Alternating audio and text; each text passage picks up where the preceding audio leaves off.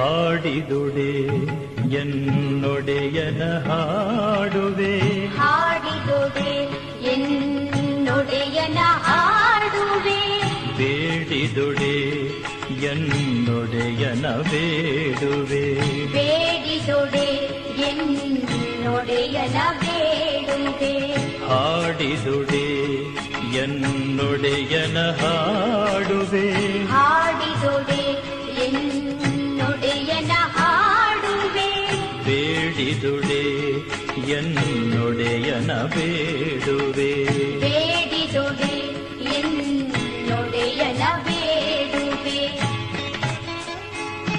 ಬಸವಣ್ಣನು ಕೂಡಲ ಸಂಗಮನಾಥನನ್ನು ತನ್ನ ಅಂತರಂಗದ ದೈವವೆಂದು ಭಾವಿಸಿ ಅನೇಕ ವಚನಗಳಲ್ಲಿ ಕೂಡಲ ಸಂಗಮ ದೇವ ಎಂದು ಆರಾಧಿಸಿದರು. ಅವರ ವಚನಗಳ ಮೂಲಕ ನೈಜ ಭಕ್ತಿ, ಸಮಾನತೆ ಮತ್ತು ಮಾನವೀಯ ಮೌಲ್ಯಗಳನ್ನು ಸಾರಿದರು.